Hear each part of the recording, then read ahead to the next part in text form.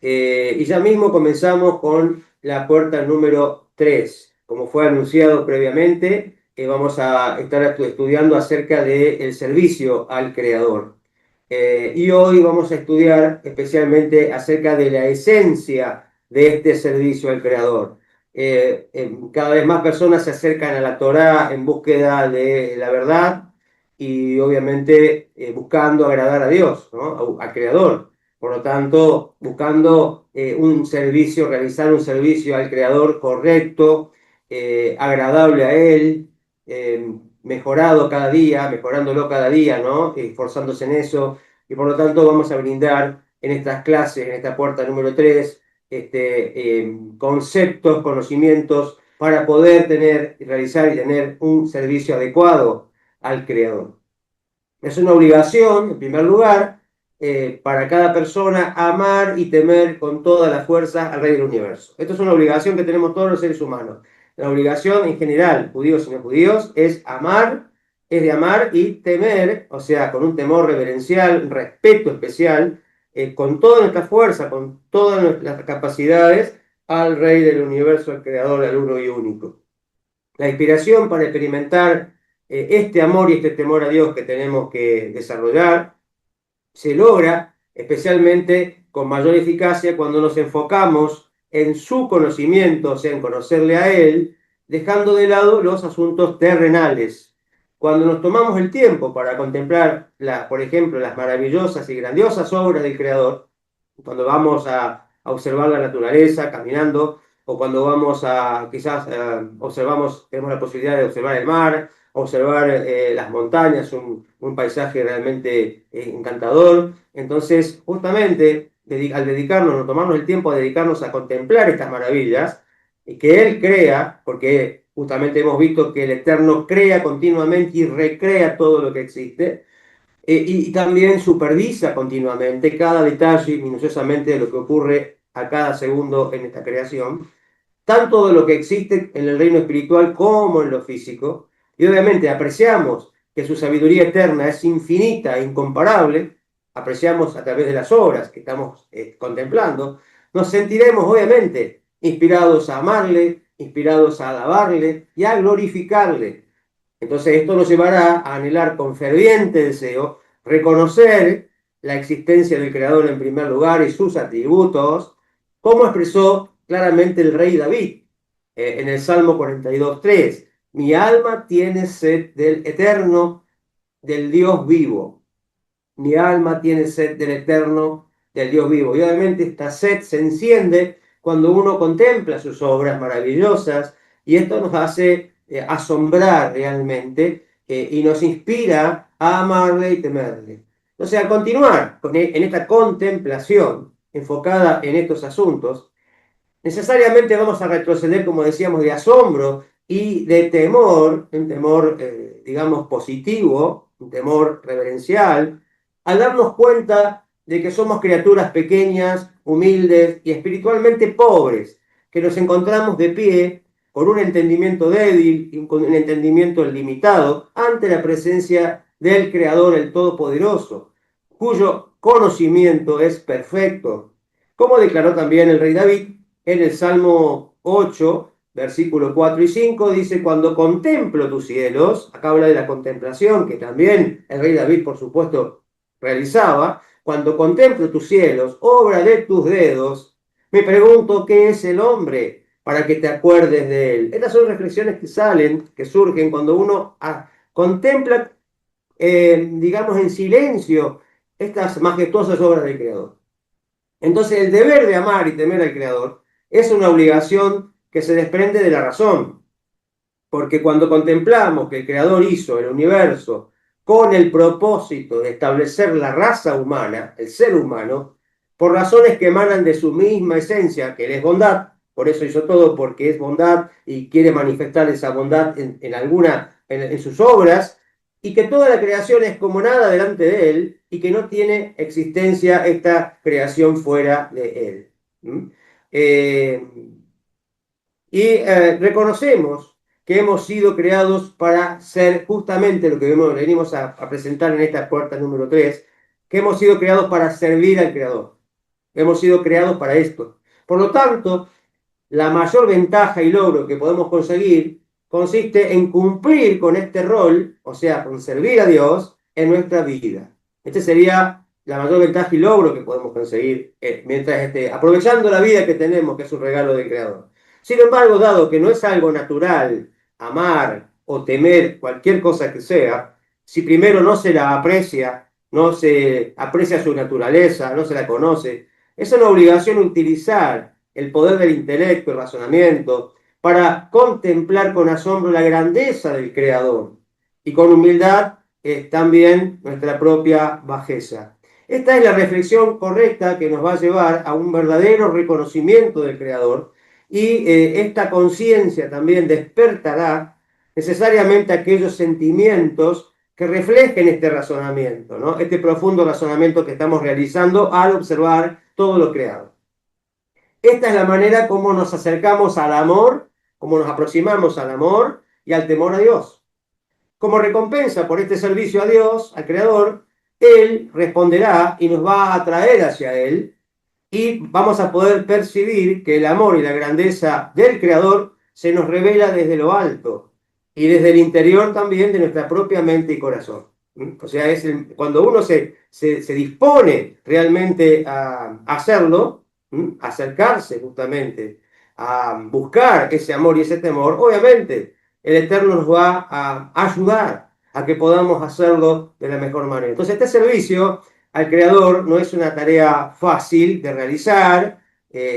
Cuando hablamos de servicio, la palabra hebrea es abodá, que es un trabajo laborioso, ¿no? Un trabajo que cuesta, que demanda esfuerzo, ¿no? Entonces, por lo tanto, es un trabajo que tenemos que hacer nosotros personal y no es una tarea fácil. Obviamente tenemos las contras, principalmente de la inclinación al mal, del Yetzer Hará, que se nos opone para que lo podamos realizar correctamente. Entonces la dificultad que se debe superar al contemplar la existencia, por ejemplo, de Dios, radica en que cualquier conocimiento que podamos nosotros alcanzar solo nos llega en el contexto de lo que podemos experimentar nosotros físicamente a través de los sentidos de la vista, el oído, el olfato, el gusto y el tacto. O sea, a través de todos los sentidos que tenemos físicos. En otras palabras, visualizamos en nuestra mente, nos hacemos una imagen, una idea, y escuchamos esos pensamientos que van surgiendo, esas reflexiones, y el concepto de los asuntos que estamos aprendiendo. Por lo tanto, este conocimiento se limita, es limitado, y se limita obviamente al contexto de nuestra propia existencia física, a nuestro propio entorno donde estamos, y también a nuestras propias experiencias personales. O sea que es muy limitado ese conocimiento que nosotros podamos llegar a tener personalmente. No quiere decir que no sirva, significa que es limitado, es muy limitado, pero en eso tenemos que esforzarnos y es importante que lo vayamos teniendo. Entonces, a medida que contemplamos y que llevamos el conocimiento de un asunto a una conceptualización y sabiduría más pura, más abstracta, o sea, lo vamos llevando, razonando y puliendo, en nuestra mente, en nuestro corazón, nuestra comprensión acerca de estos temas se va a extender, se va a lograr ampliar y vamos a poder profundizar más en estas cosas. Pero nunca podrá apartarse totalmente la persona de su conexión con el contexto físico en el cual se encuentra, porque siempre vamos a permanecer como seres físicos limitados, mientras que Dios no puede ser, como hemos visto en la primera puerta, no puede ser comprendido totalmente. O sea, ni siquiera en un nivel demasiado elevado, ¿no es cierto? Como es infinito, es imposible lograr comprenderlo. Entonces, desde ningún sentido humano podemos llegar a tener una comprensión perfecta del Creador. Por lo tanto, para acercar la existencia de Dios a nuestra comprensión humana, es necesario emplear muchas veces comparaciones, utilizar parábolas o alegorías para plasmar estos conceptos tan elevados, espirituales, divinos, en términos humanos.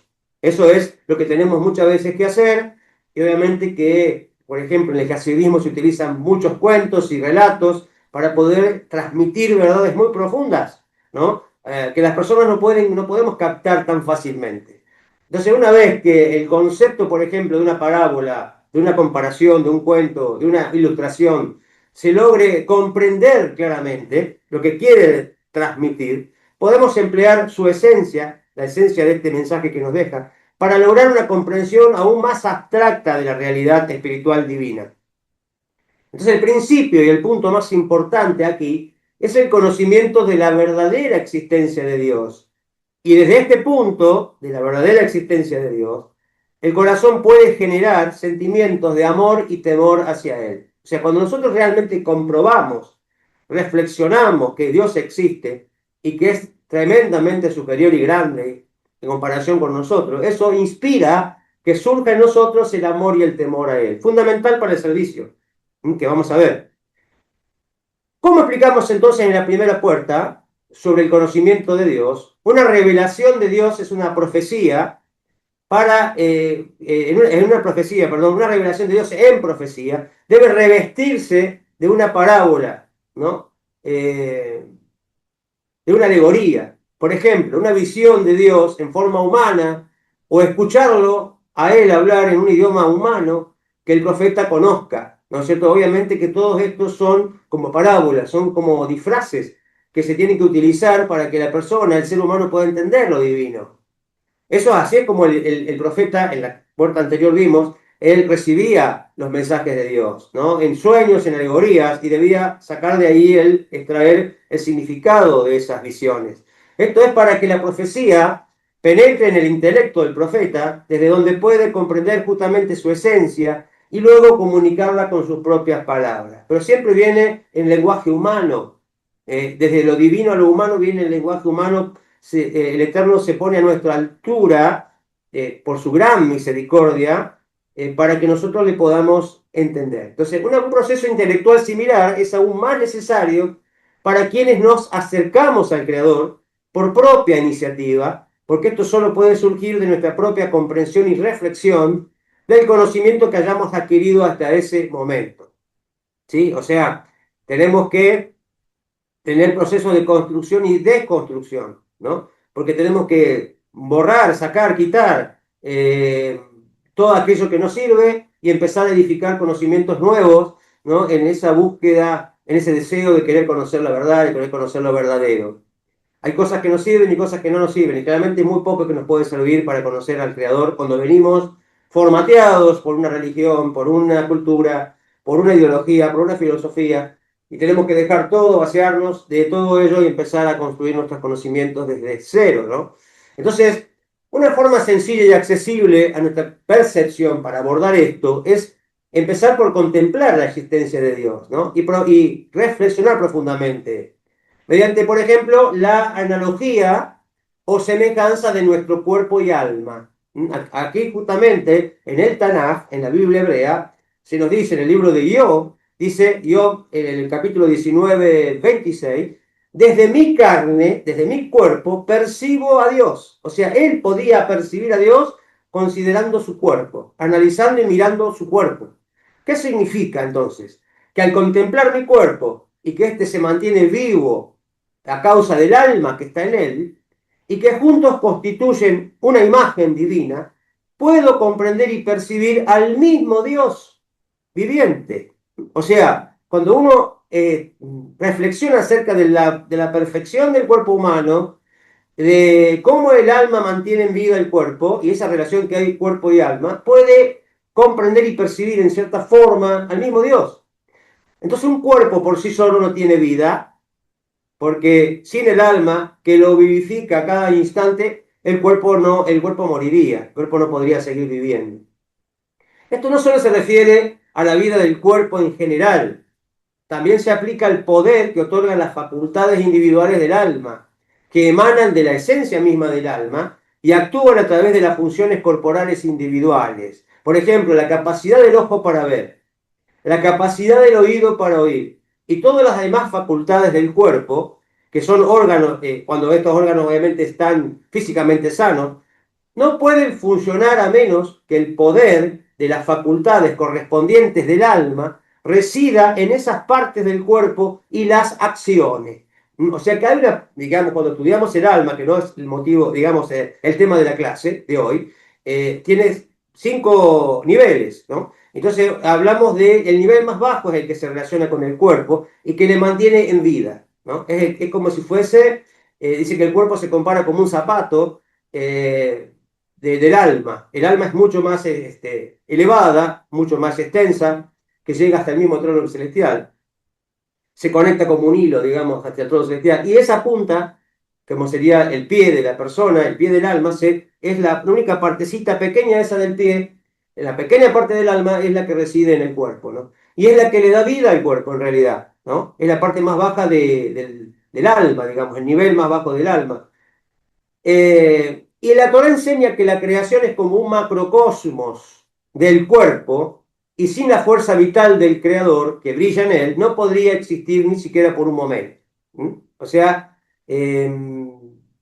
vemos nosotros que la creación y el cuerpo se comparan también, son comparables, porque el creador llena el mundo, llena la creación, así como el alma llena el cuerpo, se nos dice en el Talmud. En esencia, el espíritu de vida en el universo, que se nos revela a través del funcionamiento de las diferentes fuerzas que están siempre presentes en la naturaleza, es el poder mismo del creador que da existencia y vida a la creación, incluyendo todo lo que existe en el mundo natural. Estas fuerzas, como por ejemplo las del mismo suelo para producir la vegetación, muestran que existe una fuerza vital general para todo el mundo, que lo mantiene en existencia. Los poderes naturales que encontramos revelados en el mundo son extensiones de la fuerza vital esencial que emana de Dios, así también como la extensión de los diversos poderes del alma. Desde su esencia sirve justamente para dar vida al cuerpo y animar sus diferentes facultades. Así como vemos diferentes fuerzas en el universo y todo depende de la misma fuerza vital que es de Dios, el mismo creador, así también cada cuestión de nuestro cuerpo, cada una de nuestras facultades, dependen del alma en sí. O sea que es el alma que en diferentes situaciones, en diferentes órganos, genera este tipo de funcionamiento, ¿no? Esa es la comparación que se hace con el creador en cuanto también a esto. Además, podemos contemplarnos a nosotros mismos y reconocer que nuestro cuerpo es temporal, es secundario y está nulificado por el alma, ya que toda fuerza vital, las emociones y el intelecto, provienen únicamente del alma. Por lo tanto, naturalmente, el cuerpo se somete a las directivas, a las órdenes que le da el alma, o sea, su voluntad y sus deseos. Sin oponerse a ella, pues evidentemente que el cuerpo no tiene una vida propia sin ella. Hablamos del alma como el asiento de la voluntad y los deseos, que justamente vemos que en el alma también hay una cuestión, ¿no es cierto?, que la persona debe decidir si inclinarse para un lado o inclinarse para el otro, para la inclinación al bien o la inclinación al mal, y obviamente la persona debe sujetarse y someterse a lo espiritual, a lo divino que hay en ella, y no a lo animal. Esta contemplación es muy clara para la percepción que podemos tener del asunto y por lo tanto fácil de realizar para nosotros, ¿no? De poder contemplar estas situaciones con nuestro propio cuerpo, que lo tenemos ahí más cerquita, ya que experimentaremos el hecho de que estamos vivos y nuestra vida fluye continuamente desde nuestra alma. Entonces eso puede darnos un poco más una noción más clara de la existencia del Creador y su relación con la creación.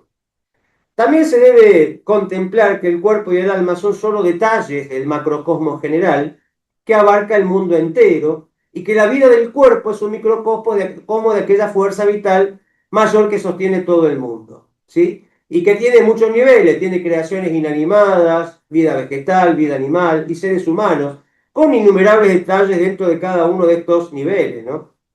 De estos mundos, perdón. Esta fuerza vital general emana de la existencia de Dios a través de su palabra creativa. Sabemos que es una palabra que permanece viva y continuamente hace que todo funcione, que todo siga recreándose a cada momento. Da vida a todo ser viviente y mantiene en todo momento en existencia toda la creación.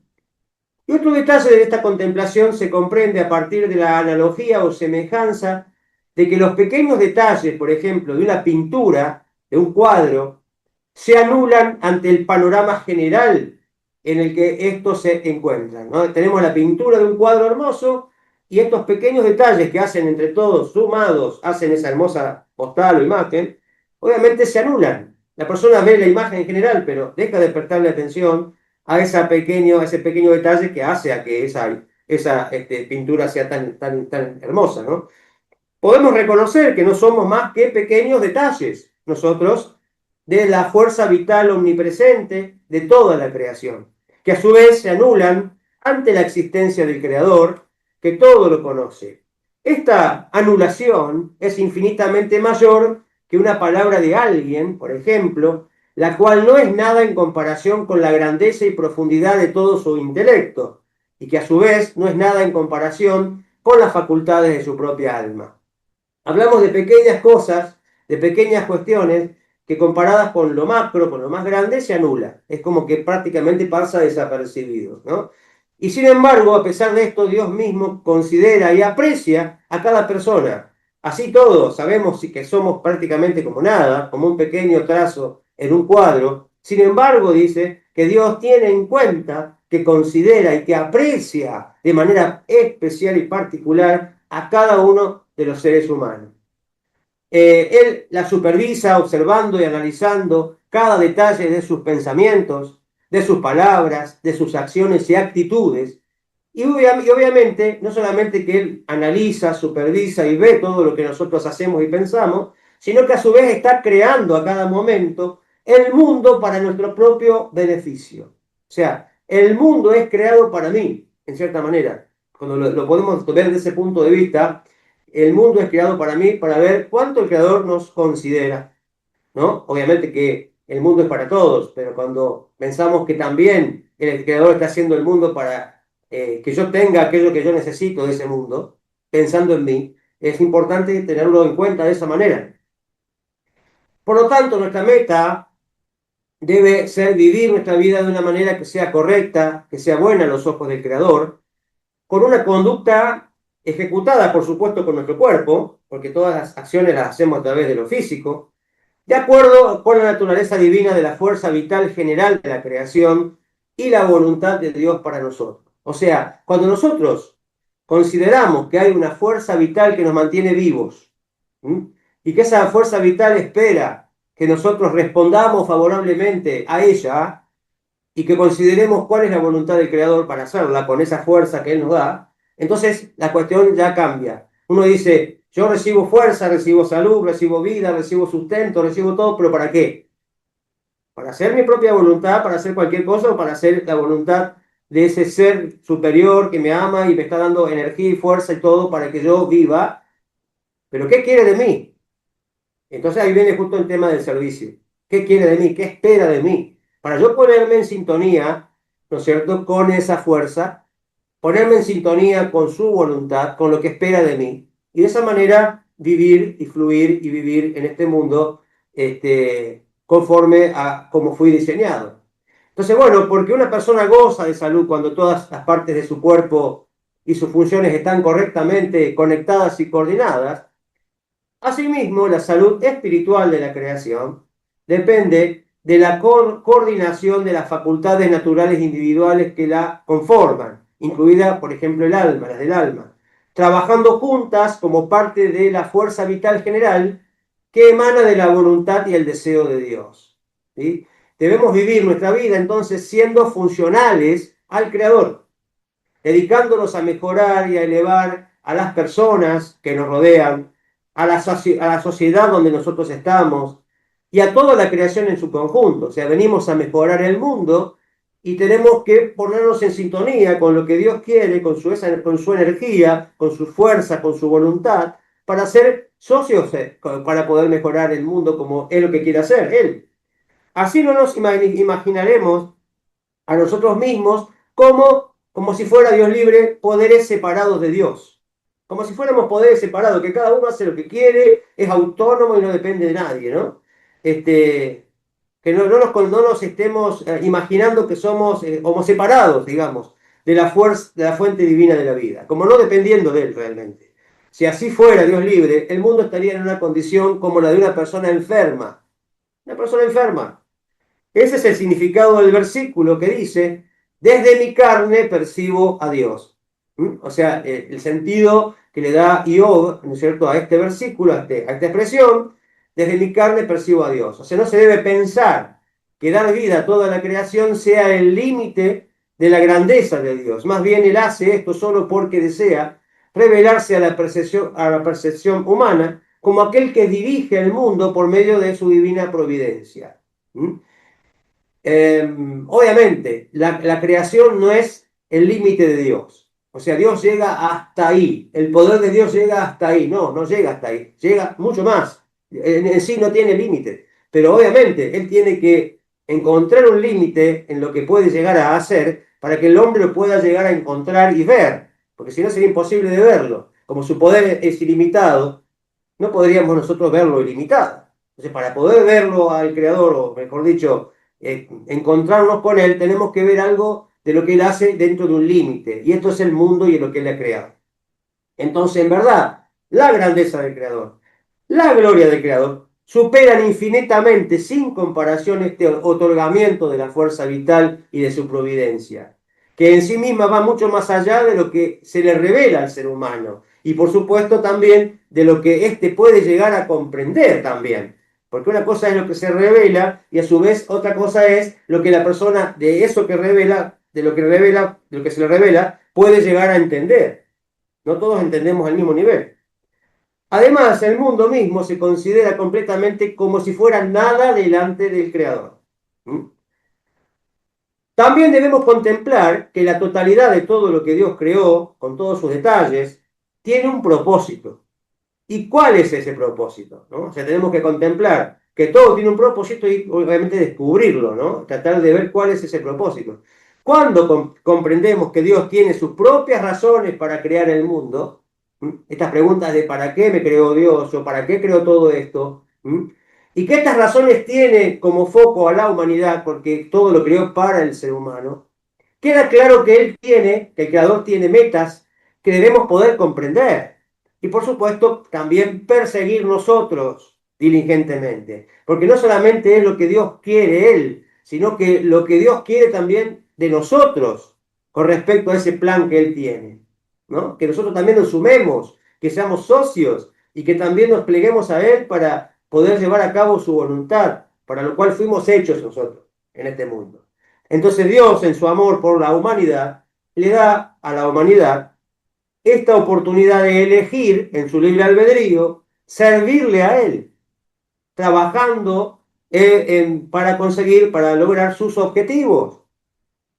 Por esta razón fueron comunicados desde el principio por Él a la humanidad, como consta en la Torá de Moshe, que ya habíamos visto en la clase pasada, ¿no? O sea, en la Torá de Moshe, que es la más grande profecía, la más grande revelación de Dios, ahí consta, obviamente, cuál es el objetivo, qué espera Dios del hombre, ¿no? Cuáles son sus preceptos, cómo quiere que el ser humano viva, cómo quiere él, qué quiere él del ser humano, qué espera, ¿no? Entonces, estos objetivos también son reiterados y respaldados por el resto del Tanaj. Cuando hablamos de Torá, hablamos de todo, pero específicamente no solamente se concentra esta voluntad en el Pentateuco y en todo lo que tiene que ver con la ley, que también está en la oralidad, con los preceptos, ¿no? Especialmente para nosotros como noágida, también todo esto es respaldado por el resto del Tanaj, que consiste en palabras proféticas verdaderas, como así también de inspiración divina, ¿no? O sea, es cierto, ¿verdad? Que uno abre el Tanaj y lee, y ahí va a encontrar que Dios espera que el hombre se comporte de una determinada manera, ¿no? Que no está de acuerdo con la inmoralidad, que no está de acuerdo con el robo, que no está de acuerdo con el asesinato, con todas cuestiones que tienen que ver con nuestros propios preceptos. Y esto lo vamos a poder ver en todo el Tanaj. No hay contradicción a esa ley que nosotros tenemos, ¿no es cierto?, desde esa comunicación que Dios le hizo al pueblo judío, ¿no? En el Sinai, para transmitir cuál era su ley, cuál era su voluntad para todas las personas. Los sabios se centraron en estos mensajes, en sus enseñanzas, sobre nuestras obligaciones universales, como por ejemplo establecer y difundir la bondad y la justicia en el mundo, y muchas cosas semejantes. Nosotros a raíz, digamos, de esto que estamos hablando hoy, vamos a ir avanzando en las próximas clases y vamos a reflexionar acerca de los 7 preceptos universales, vamos a reflexionar en diferentes partes del Tanaj de lo que espera el creador de cada persona, ¿no? Y sobre todo hablamos de como noágidas. Esta contemplación nos llevará justamente al correcto reconocimiento de lo que Dios quiere, de cuál es su voluntad para nosotros, para que nosotros podamos desarrollar nuestro carácter personal en consonancia a lo que Él quiere, nuestro comportamiento hacia los demás y nuestra influencia en el mundo en general. De modo que podamos mostrar en nuestra propia vida la imagen de Dios. Esa imagen de Dios con la cual fue creado el hombre y que después, por su libre albedrío y tomando malas decisiones, se fue alejando de esa imagen. Hay que volver a esa imagen, a recuperarla, ¿no es cierto?, a reconstruirla con la ayuda del Creador, trabajando arduamente, y esto es parte de este servicio, ¿no?, de trabajar mucho para que esta imagen se vaya formando en nosotros, que tiene que ver con nuestras acciones y nuestras actitudes en este mundo y hacia los demás principalmente. Entonces, bueno, necesitamos expresar nuestro amor a Dios a través de nuestras acciones, a través de nuestras palabras, porque este es su propósito, ¿no? Es que podamos nosotros expresar este amor a Dios, pero en acciones y palabras. O sea, no se expresa el amor solamente con palabras bonitas, sino que también principalmente con acciones. Las acciones son las que hablan más que las palabras en cuanto a esta relación que nosotros podamos querer, digamos, empecemos a construir con Dios, ¿no? Entonces, por lo tanto, nuestras acciones van a hablar de nuestro amor a Él, principalmente. Y también, por supuesto, nuestras palabras correctas, nuestra manera de hablar, nuestra manera de dirigirse a los demás, etcétera, ¿no? Entonces, bueno, el servicio divino que se pretende entonces ofrecer se divide en dos categorías. La primera categoría es la que se dirige hacia nuestro interior. Lo que sería el servicio divino que se dirige hacia nuestro interior, que tiene que ver con nuestro interior, con nuestro carácter, con nuestra propia personalidad. Y lo otro que tenemos que trabajar en este servicio divino es el que se dirige a Dios, el que considera a Dios, ¿no? Entonces, bueno, acá obviamente que vamos a ver a lo largo de estas clases que una de las cosas fundamentales o principal, digamos, que se toma en cuenta como servicio a Dios es la plegaria, el rezo. Entonces, el hecho de rezar todos los días, de hacerlo con cabana, de hacerlo con intención, es un servicio a Dios, fundamental, el principal servicio a Dios.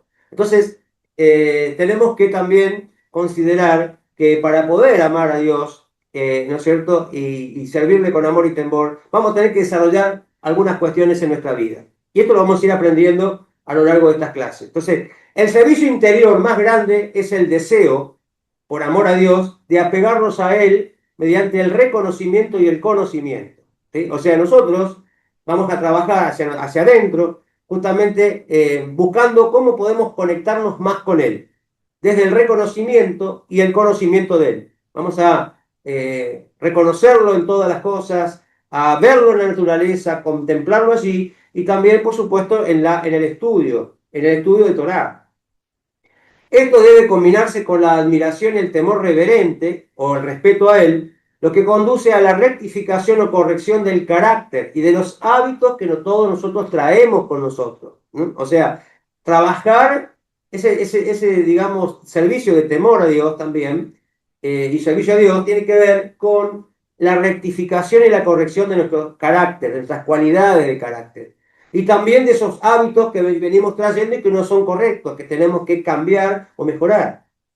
Así como también las acciones en el mundo, lo que venimos haciendo en este mundo, las acciones también tienen que mejorar. Entonces, todo un cambio en general, muy integral, que tenemos que realizar por amor y temor a Dios, para darle a Él ese servicio que Él se merece. Con este servicio combinado de amor con temor, el amor que nos lleva a pegarnos a Él mediante reconocimiento y conocimiento, y el temor que nos ayuda a corregirnos de aquellas cosas que nos alejan de Dios, podemos alcanzar la elevada estatura de una persona sabia y justa. Hablamos de las naciones, ¿no? Sabia y justa de las naciones, porque estamos hablando de noágidas. El servicio a Dios es característico entonces de una persona que se refina en cuanto a su carácter, en cuanto a su vida, y se esfuerza minuciosamente por revelar su imagen de Dios a través de sus acciones y sus palabras. Y acá vemos claramente que el servicio a Dios tiene que ver con una transformación personal, de un retorno a la imagen de Dios, a nuestra propia esencia, de un cambio en nuestra forma de hablar, en un cambio en nuestra forma de actuar, con otro tipo de intereses. Todo esto forma parte de ese servicio a Dios que Él se merece y que espera de nosotros. Que parte, como vimos, del amor y el temor, que hay que desarrollar primeramente, ¿no? Principalmente empezamos por ahí, desarrollando amor y temor a Dios. Tal persona se cuida de no mancharse con acciones y palabras que no corresponden a esta imagen de Dios.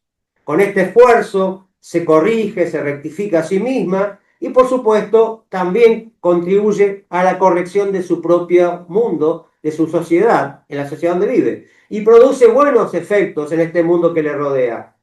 Así es como contribuimos al cumplimiento del deseo de Dios de rectificar al mundo, de rectificar a la humanidad. Nos sumamos como socios de él en este trabajo de Tikkun, ¿no? De Tikkun Olam, haciendo el Tikkun personal o el Tikkun Madam, ¿no? O sea, hacemos nuestro propio Tikkun, nuestra propia corrección, con eso contribuimos también al Tikkun Olam, somos parte del mundo y todo lo que nosotros hagamos contribuye a mejorarlo, pero no puede suceder si no tenemos un cambio nosotros, una transformación nosotros. Entonces no debemos pensar que nuestros logros personales en este servicio divino son pequeños o son insignificantes, o sea que no van a lograr cambiar nada, que no van a afectar a ninguno. ¿A quién puede llegar a afectar lo que yo haga, lo que yo decida? Sí, todo es importante. Por lo tanto, la autenticidad de nuestro amor a Dios se mide por las acciones, como dijimos, y el servicio que éste nos impulsa a realizar. El servicio que se realiza específicamente empleando la palabra, como dijimos, es la plegaria, que vamos a ver luego en la próxima puerta, en la puerta número 4. Ahí vamos a hablar específicamente de este aspecto del servicio a Dios, que es la plegaria. La autenticidad de nuestro temor a Dios, de cuánto realmente tememos a Dios, cuánto en realidad lo tememos, por respeto, se expresa al abstenernos de acciones y palabras que van en contra de su voluntad. O sea, el temor es cuidarse de no hacer lo malo delante de Dios. Tiene que ver con las prohibiciones, el temor. El amor tiene más bien que ver con las acciones, con lo que tenemos que hacer nosotros para acercarnos y apegarnos a Él, ¿no? Las acciones que sí tenemos que hacer, lo que sí deberíamos hacer, como por ejemplo rezar, como por ejemplo hacer sedacá, obras de bondad, todo eso sí, porque es lo que tenemos que proyectar hacia afuera, pero hay que tener eso desde el amor a Dios. Por analogía, la autenticidad de nuestro amor por un amigo, por ejemplo, se refleja en lo que hacemos y decimos, que aquello que es deseable y es necesario por ese amigo. Y en la medida en que nosotros nos preocupamos por evitar que cualquier cosa que digamos o hagamos le cause algún daño o algún agravio, ¿no? Entonces ahí podemos darnos cuenta cómo debemos conducirnos con el Creador, que es lo más importante para nosotros, así como nos conducimos con un amigo, ¿no? Es decir, lo que decimos y hacemos queremos agradarle, y también, a su vez, evitamos hacer cosas que le pueden hacer sentir mal. Bueno, de esa manera tenemos que razonar nuestra forma de conducirnos con el Creador. Otro tema de reflexión es que se pueden aprender lecciones sobre cómo debemos servir a Dios y cómo debemos actuar en nuestra vida personal, observando la naturaleza, los animales, por ejemplo, en particular. Las cualidades que muchos de estos poseen y que nos sirven a nosotros. Entonces, una enseñanza fundamental en este ámbito fue impartida por el sabio rabino Yehuda ben Tema, quien dijo que sé valiente como un leopardo, sé ligero como un águila, veloz como un ciervo y fuerte como un león, para hacer la voluntad de tu Padre Celestial.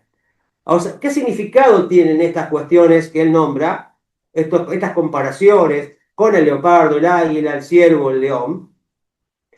Y dice justamente, se nos transmite que del leopardo, que justamente usa su valentía para poder sobrevivir, debemos aprender a ser valientes en el servicio a Dios. O sea, lo cual es necesario para nuestra propia supervivencia espiritual en esta sociedad oscura, ¿no? Siempre que necesitemos valentía para hacer la voluntad de nuestro Padre que está en los cielos. Por lo tanto, no debemos avergonzarnos en este mundo, en esta sociedad, ni ser tímidos cuando nos enfrentamos a aquellos que se burlan de nosotros porque servimos a Dios y porque estamos haciendo lo correcto. Entonces ahí tenemos que aplicar la valentía, ¿sí? Aunque en general la humildad es una buena cualidad y la audacia es vista generalmente como una cualidad no muy positiva, justamente para hacer lo correcto ante los desafíos que se nos presentan en el mundo, es necesario que aprendamos de la naturaleza que Dios puso en el leopardo, de la valentía, ¿no? De esta audacia, justamente porque todas las cualidades que se nombran, las cualidades, son buenas cuando se las lleva a su punto de equilibrio y son malas cuando están desequilibradas. Acá hablamos de una valentía puesta en algo correcto, ¿no? Que apunte hacia lo correcto. Con esto podemos justamente motivarnos a ser valientes cuando nuestra tendencia natural sea, por ejemplo, avergonzarnos de los pensamientos o los comentarios denigrantes de los demás. O sea, que cuando generalmente nos cohibimos ante la reacción de las personas que nos rodean cuando nosotros encarnamos el monoteísmo de la Torá, y que justamente al vivir entre ellos nos sentimos como avergonzados. No debería ser así. Debería ser que nos sintamos orgullosos, dichosos de estar en el camino correcto y de poder alumbrar en este mundo oscuro. Y justamente para eso necesitamos la valentía del leopardo, ¿no? Para pararnos en este mundo y alumbrar. Obviamente, del águila, por ejemplo, que usa su ligereza para volar alto con facilidad y rapidez para encontrar y satisfacer también sus necesidades, debemos aprender a movernos con facilidad de un lugar a otro y de una situación a otra, a realizar obras virtuosas y alejarnos de lugares y situaciones que no nos convienen. Hacer justamente ser rápidos para apegarnos a lo bueno y hacer lo bueno, pero a su vez rápidos para alejarnos de aquellas cosas que nos pueden hacer daño y contaminar, ¿no? No debemos ser lentos ni tampoco ser perezosos, pensando que una vez que hemos caído en cierta situación o nivel de vida, por ejemplo, estamos cómodos, entonces está bien quedarnos así. Hablamos de que tenemos que salir de la zona de confort. Y para salir de la zona de confort tenemos que aprender justamente del águila, ¿no? Más bien debemos aprender del águila a seguir adelante y volar más alto, buscar crecer, buscar expandirnos en nuestros caminos y nuestro servicio a Dios. Un tema central aquí es que debemos cuidar y enfocar también nuestra mirada solo en lo bueno, solamente en las cosas buenas. Físicamente debemos alejar la mirada y rechazar las imágenes de comportamientos inmodestos e inmorales, tanto del mundo exterior como del mundo interior que podríamos traer con nosotros a través de Internet, de las películas y la televisión que podemos haber visto o ver o estar mirando. Y mentalmente no debemos buscar ver lo malo en quienes nos rodean, en las personas que nos rodean, sino más bien buscar siempre las buenas cualidades de cada uno y brindarles el beneficio de la duda, ¿sí? O sea, en el ámbito de los propios pensamientos y mucho más en el ámbito de nuestra propia hablar, nuestro propio discurso, centrarse solo en lo bueno de otra persona realmente tendrá el efecto de ayudar a la otra persona a sacar sus buenas cualidades internas y justamente a suprimir sus características negativas. Si nosotros reforzamos lo bueno en el otro y se lo hacemos notar, la persona va a concentrarse en eso bueno que tiene y va a dejar, obviamente, aquellas cosas negativas. Entonces, reforzar lo positivo para que de esa manera se desatienda y pierda efecto y fuerza lo negativo.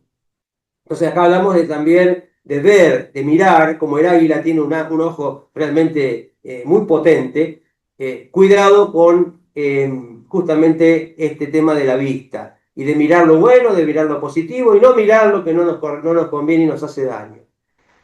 Del ciervo, famoso por su rapidez también, debemos aprender a ser siempre rápidos y celosos para realizar buenas obras y mantenernos alejados de las transgresiones. Tan pronto como se presente la oportunidad de hacer una buena acción, debemos realizarla con prisa en lugar de postergarla. Como dijo el sabio Ben Asai, corre, corre, dice, a cumplir incluso una buena acción, una mitzvah, un mandamiento. Así sea fácil, pero corre a hacerlo.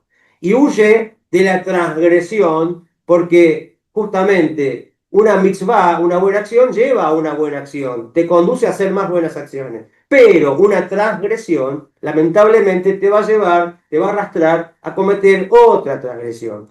Y como dijo el sabio Gilel, no digas, cuando tenga tiempo libre estudiaré Torah, porque puede que nunca tengas tiempo libre.